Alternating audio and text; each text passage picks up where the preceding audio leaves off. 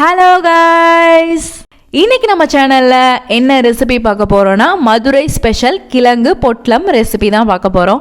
அதுக்கு முன்னாடி சேனல் இன்னும் சப்ஸ்கிரைப் பண்ணலைன்னா சப்ஸ்கிரைப் பண்ணிக்கோங்க.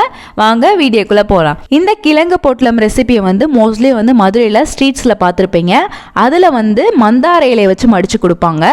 அது எப்படி அவங்க ஸ்டைல்லையே வீட்டில் செய்கிறதுன்றதான் இந்த வீடியோவில் பார்க்க போகிறோம். வாங்க வீடியோக்குள்ளே போகலாம். ஃபஸ்ட்டு 4 உருளைக்கிழங்கு மீடியம் சைஸ் எடுத்துக்கலாம். இதை நல்லா தண்ணி ஊற்றி நல்லா குக்கரில் வேக வச்சு எடுத்துக்கோங்க. ஒரு 3 to 4 விசில் வச்சு நல்லா வேக வச்சு எடுத்துக்கோங்க. நீங்கள் பெரிய சைஸ் உருளைக்கிழங்கு வச்சுருந்தீங்கன்னா 2 போடுங்க, கரெக்டாக இருக்கும். ரொம்ப குட்டி குட்டி சைஸ் வச்சுருந்தீங்கன்னா ஒரு 10 போடுங்க, கரெக்டாக வரும். இப்போ பார்த்தீங்கன்னா நல்லா வேக வச்சு எடுத்தாச்சு. இப்போ உருளைக்கிழங்கு நம்ம தனியாக எடுத்து வச்சு தோல் உரிச்சிடலாம். நல்லா தோல் உரிச்சிட்டு நீங்கள் மேஷ் பண்ணாலும் ஓகே, இல்லைனா சின்ன சின்னதாக கட் பண்ணாலும் ஓகே, அது உங்கள் விஷ் தான். ஏன்னா நம்ம அது ரெடி பண்ணும் போதே கொஞ்சம் மசிஞ்சிரும். ஸோ நான் சின்ன சின்னதாக கட் பண்ணி வச்சுக்கிறேன். நான் இந்த சைஸில் கட் பண்ணியிருக்கேன். நீங்கள் இன்னும் சின்னதாக கட் பண்ணணுனாலும் கட் பண்ணிக்கோங்க, மேஷ் பண்ணணுனாலும் மேஷ் பண்ணிக்கோங்க. இப்போ ஒரு பேன் எடுத்துக்கோங்க.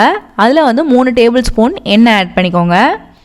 எண்ணெய் ஆட் பண்ணிவிட்டு 1 டீஸ்பூன் கடுகு ஆட் பண்ணிக்கோங்க. 1 டீஸ்பூன் சீரகம் ஆட் பண்ணிக்கோங்க. 1/2 டீஸ்பூன் அளவுக்கு சோம்பு ஆட் பண்ணிக்கோங்க.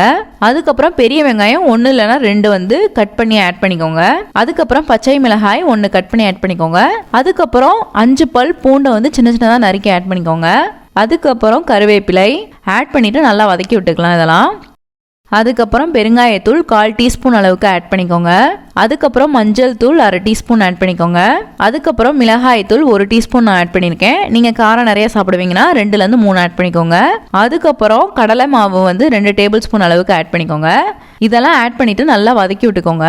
இதெல்லாம் நல்லா வதங்கின பின்னாடி தண்ணி 2 கப் ஆட் பண்ணிக்கோங்க. ஆட் பண்ணிவிட்டு நல்லா மிக்ஸ் பண்ணி விட்டுக்கோங்க. அதுக்கப்புறம் உப்பு 1 டீஸ்பூன் ஆட் பண்ணிக்கோங்க. இப்போ லைட்டாக அந்த கடலை மாவு நல்லா வேகணும். கொஞ்ச நேரம் அதை லைட்டாக ஒரு 3 நிமிஷம் நல்லா வேக வச்சுக்கலாம். அதுக்கப்புறம் நம்ம வேக வச்சு கட் பண்ணி வச்சுருக்க உருளைக்கிழங்கு ஆட் பண்ணிக்கலாம். ஆட் பண்ணிவிட்டு நல்லா மிக்ஸ் பண்ணி விட்டுக்கோங்க. நல்லா மிக்ஸ் பண்ணிவிட்டு ஒரு 2 நிமிஷம் அந்த ஹீட்லேயே நல்லா வதக்கி விட்டுக்கோங்க. வதக்கி விட்டுட்டு ஸ்டவ் ஆஃப் பண்ணிக்கலாம்.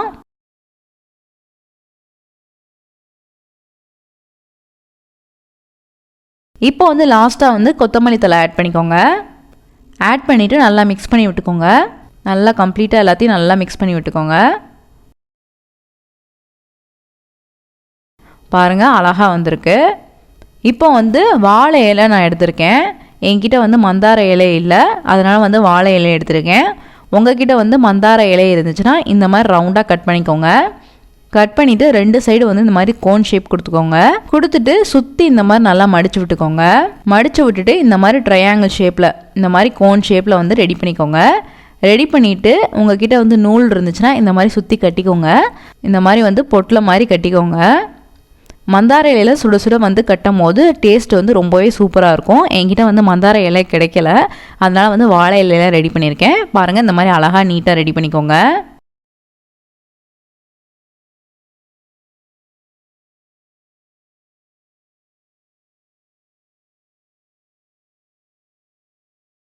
இப்போ பார்த்தீங்கன்னா பொட்டலம் எல்லாமே ரெடி பண்ணியாச்சு. இப்போ பார்த்தீங்கன்னா தயிர் சாதம் நான் ரெடி பண்ணி வச்சுருக்கேன். தயிர் சாதத்துக்கும் இந்த உருளைக்கிழங்கு மசாலாவுக்கும் ரொம்பவே டேஸ்ட்டாக இருக்கும்.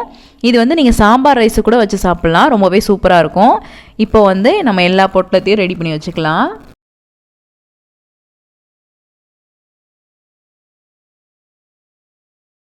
இப்போ இந்த பொட்டலத்தை நான் பிரித்து காமிக்கிறேன் பாருங்கள். இது மந்தார இலையில் சாப்பிடும் போது இன்னும் ரொம்ப சூப்பராக இருக்கும், நல்லா மணமாக இருக்கும்.